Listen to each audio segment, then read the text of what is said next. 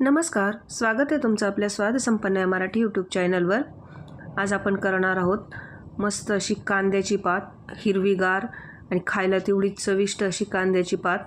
न आवडणारे पण आवडीने खातील अशी कांद्याची पात कशी करायची चला तर बघूया।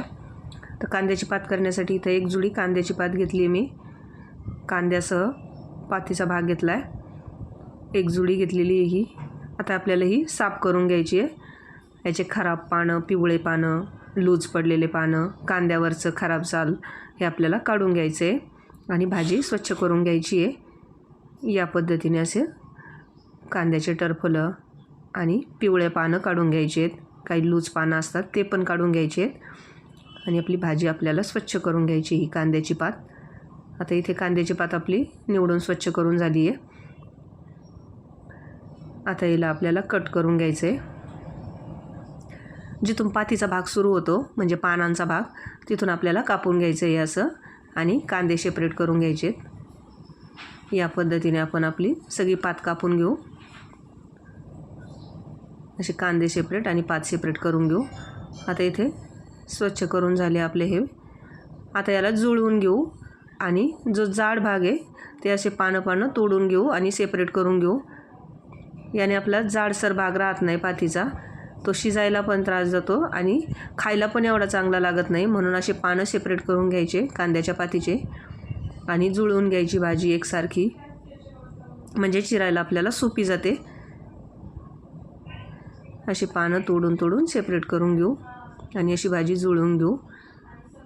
आता जुळवून झालेली भाजी आपण चिरून घेऊ।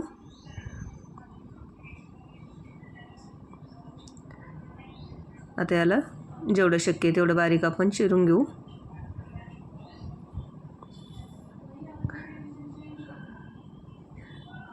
खूप छान लागते ही कांद्याची पात अशी चवीला। या पद्धतीने तुम्ही पण करून बघा। तुमच्या घरात जर कोणाला आवडत नसेल तरी आवडीने खातील अशी भाजी होते ही। तर इथे या पद्धतीने आपण जेवढी शक्य आहे तेवढी बारीक कांद्याची पात आपली कापून घेऊ आणि इथे एक अशी चाळणी घेतली आहे त्याच्यावर भाजी काढून घेऊ जेवढी चिरून झाली तेवढी। अशी चाळणीमध्ये भाजी काढली म्हणजे आपल्याला धुवायला पण सोपी जाते आणि त्यातलं पाणी निथळायला पण सोपं जातं। आता राहिलेली भाजी पण आपण अशीच कापून घेऊ।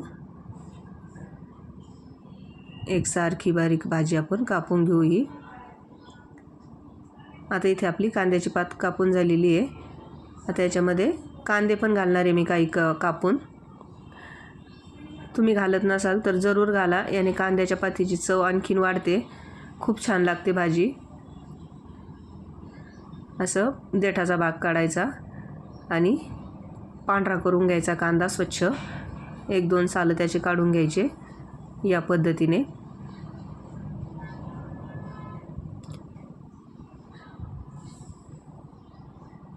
असं स्वच्छ करून घेतलेला कांदा आपल्याला कापून घ्यायचा आहे। खूप जाड नाही किंवा खूप बारीक नाही, असं कापून घ्यायचा आणि पातीचा भाग घ्यायचा नाही याच्या देठाचा, फक्त कांद्याचाच भाग घ्यायचा। जेवढा कांदा आहे तेवढाच घ्यायचा, याने खूप छान चव येते भाजीला आपल्या। बघू शकता या पद्धतीने फक्त कांदा घ्यायचा आपल्याला। असा थोडासा मध्यम जाडसर कांदा आपल्याला कापून घ्यायचा आहे। 3-4 कांदे मी इथे घालणार आहे पातीमध्ये। आता इथे कांदा आपले कापून झाले, ते पातीवर काढून घेऊ।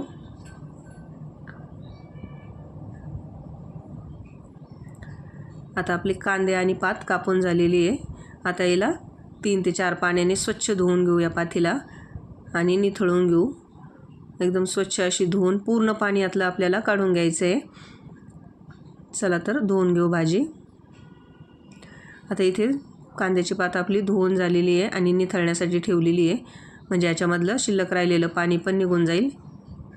याच्यामध्ये पाणी अजिबात राहू द्यायचं नाही, नाहीतर खूप जास्त पाणी सुटतं भाजीला। आता इथे अशी निथळायला ठेवली, तोपर्यंत मसाला करून घेऊ।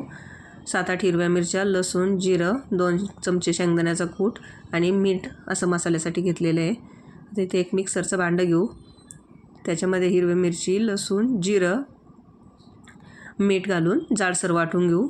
बिना पाणी घालताच वाटून घ्यायचं आहे।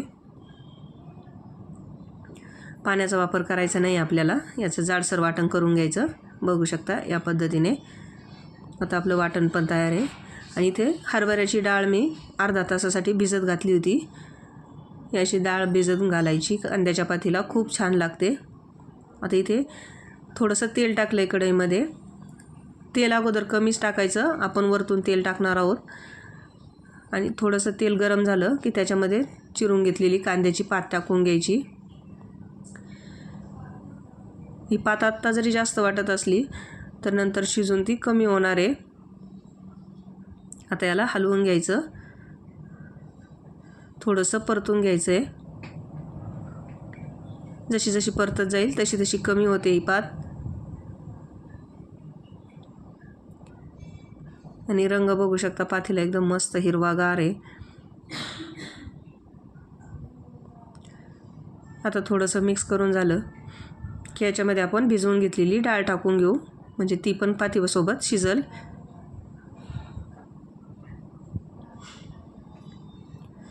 आता याच्यावर डाळ टाकून घेतली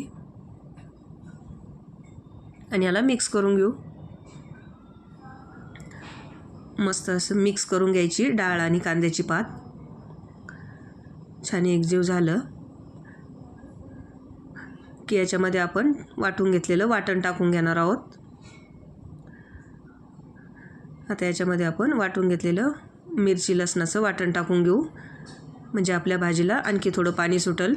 याला आपल्याला वरतून अजिबात पाणी घालायचं नाही आहे. भाजीला आपोआपच पाणी सुटतं ह्या मीठ आणि मसाला घातल्यावर. सगळा मसाला याच्यामध्ये टाकून घेतला आहे. आता याला मिक्स करून घेऊ. व्यवस्थित मिक्स करून घ्यायचं.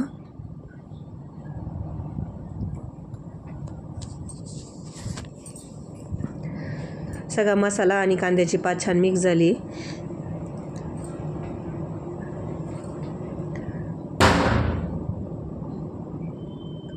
बघू शकता आपण अजिबात पाणी टाकलं नाही तरी पण आपल्या भाजीला इतकं पाणी सुटले.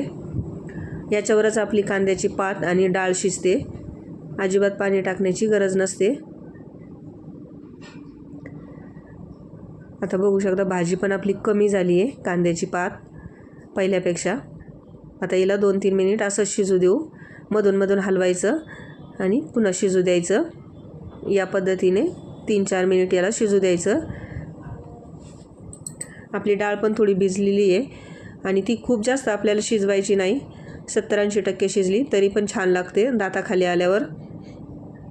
बघू शकता आता आणखी भाजी आपली कमी झालेली आहे. जशी जशी शिजते तशी तशी कमी झाली आहे. आता याच्यामध्ये आपण 2 चमचे शेंगदाण्याचा कूट टाकून घेऊ आणि याला मिक्स करून घेऊ. व्यवस्थित एकजीव करून घेऊ छान.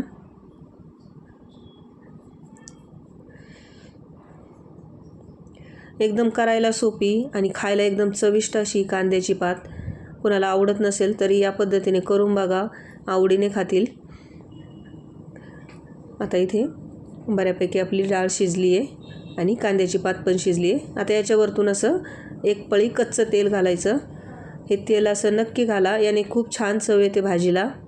अगोदर थोडंच तेल घालायचं परतताना आणि वरतून असं कच्चं तेल घालायचं. याने खूप छान कांद्याच्या पातीला चव येते. बघू शकता इथे आपली भाजी आता जवळजवळ शिजत आलेली आहे. थोडंसं पाणी शिल्लक आहे, तेवढं आपण थोडंसं आटवून घेऊ आणि आपली भाजी इथे तयार आहे. मस्त अशी कांद्याची पात. आणि याला शिजताना मी अजिबात झाकण ठेवलेलं नाही आहे, त्यामुळं आपल्या पातीचा कलर हिरवागार राहतो. तुम्ही जर झाकण ठेवलं तर पात पिवळी पडते. तर या पद्धतीने कांद्याची पात तुम्ही पण करून बघा. करायला एकदम सोपी पण तेवढीच चविष्ट अशी ही पात. न आवडणारे पण आवडीने खातील. व्हिडिओ बघितल्याबद्दल धन्यवाद.